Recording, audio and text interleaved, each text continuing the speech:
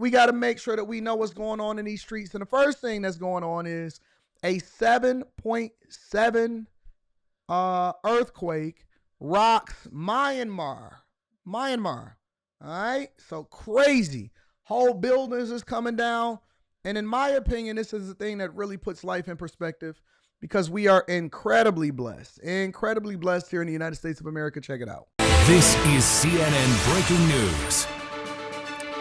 And you are watching CNN Newsroom. I'm Rahel Solomon, where we are following breaking news this hour. A major 7.7 magnitude earthquake has rocked Myanmar and Thailand. Officials in Bangkok say that one person is dead, 50 others are hurt in a collapsed building in the capital. And the prime minister there declaring the capital city an emergency zone. CNN photojournalist Mark Phillips in Bangkok says that the tremors were violent.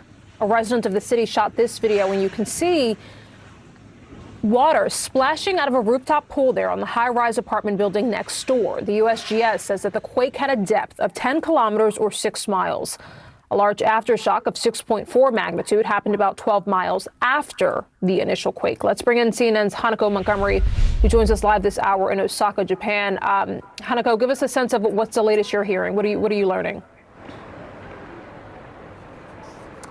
Hi, Rahel. As you just described, a very large earthquake hit Myanmar, one that measured about 7.7 in magnitude. And the earthquake was so powerful that it was felt in neighboring Thailand and also China. Now, as you just described, at least one person has died in Thailand, and at least 50 people we know have been injured. And we actually don't know how many are actually currently missing. Now, of those people who died and also were injured, they were all victims of this very large building that came tumbling down. Now, I think you just saw that video, but this video shows there's a building under construction, very, very tall, and as soon as that very powerful earthquake hits, this building comes crashing down with dust billowing out, construction workers literally running for their lives in the opposite direction as the ground below them is trembling. Very, very frightening for these individuals. Now, in another video, we saw that a very tall skyscraper, a very tall building with a swimming pool on top, had the water coming down as though it was a waterfall. Again, a very, very frightening experience for those residents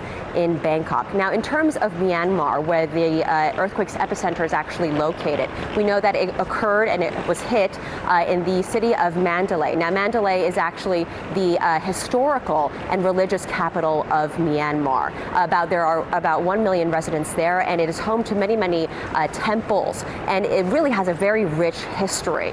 But of course, we don't actually know how many of those buildings are still intact because, again, of this very powerful earthquake. And Rahel, of course, it's important to note that there is a civil war going on in Myanmar right now. So the information coming in and out of the country is very limited. We don't know how many people have died. We don't know how many people have fallen victim to this very powerful earthquake and also the aftershock that happened after it. But we do know, according to one resident who was there, and the earthquake hit about 1 p.m., they said that the electricity went out and it was very frightening and it felt as though they were going to die. Now, also important to note, Rahel, is that Myanmar is one of the poorest countries in Asia, and they don't actually have the infrastructure to withstand these sorts of very powerful earthquakes. So there's a lot of fear here, Rahel, that there could be a lot more injured and potentially a lot more dead. Now, the fire brigade has been dispatched in Myanmar, and they are currently looking for any remaining survivors or any people who might need help. Rahel. That's crazy. So to know that the only reason that we don't have more visibility or there is not more reports of deaths and things that's happening in these places is because we don't have any people on the ground and there's no technology, because there's also a civil war. How many people knew that it was a civil war was happening in one of the poorest countries in Asia? I certainly didn't know that. But again, this is how you know that we are very, very blessed to be here inside of the United States of America. We'll sit here and we'll complain. We'll sit here and whine. We'll sit here and be mad and all of this stuff. In reality, one of the poorest countries in the world is going through a civil war. And then in the epicenter of it, they actually have a massive earthquake that's rocking the entire nation. It's insane, bro. Montgomery, live for us here in Osaka. Hanako, we will check back with you shortly. Stay with us. In the meantime, I want to now go to Singapore, and joining us now is Shanji Wei. She's an associate professor at the Asian School of the Environment. great to have you this morning. Just your first reactions as we continue to learn more about this earthquake. Yes, when I first saw the news, well, it is not an unexpected event based on our research. So myself and the other teams in our institute, we have been investigating the seismic hazard in Myanmar since about 10 years ago. So the earthquake took place along the segment of the Sagan Fault, which is a plate boundary type of fault. It's a major fault in Myanmar. This fault has hosted big earthquakes in the past few hundred years, and it has been quiet since about 200 years ago.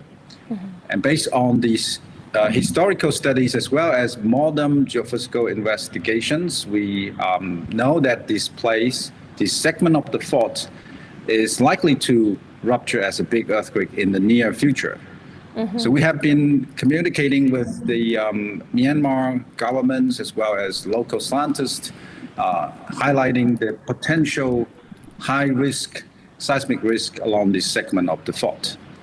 So this earthquake to us is not unexpected. Yeah.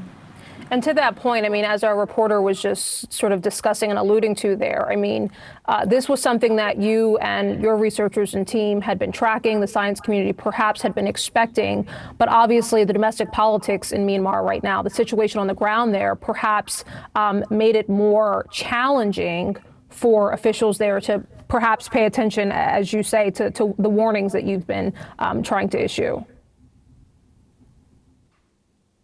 Exactly. Well, given the political and also the economic status of the country, I think the multiple cities along the Sagan Fault is very vulnerable and kind of at the high seismic risk. So yeah, we as scientists, we try our best to provide the best scientific information to the stakeholders. And just give me a sense, I mean, 7.7 magnitude, give me a sense of what that means.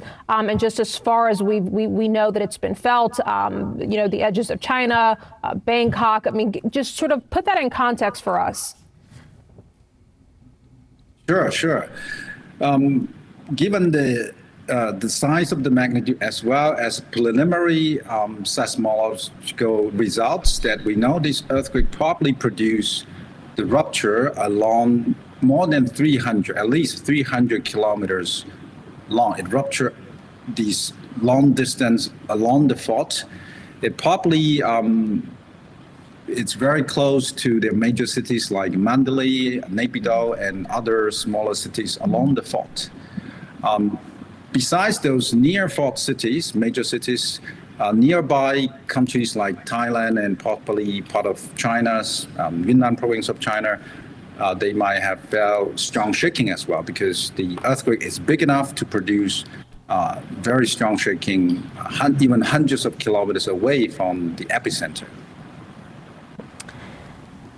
Again, the biggest thing for me is just that I am very, very, very thankful that I am here in the United States of America and that we don't have to deal with this type of stuff. We are very blessed.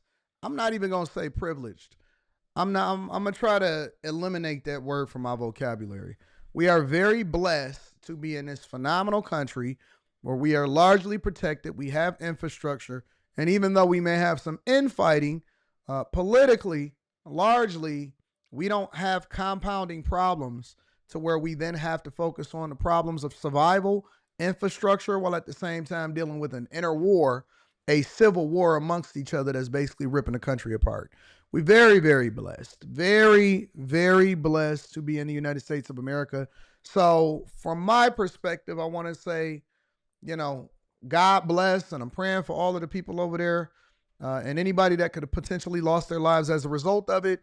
It is a very tragic situation, and God bless the people over there in Myanmar and all of the surrounding places that are affected by what's happening with this earthquake.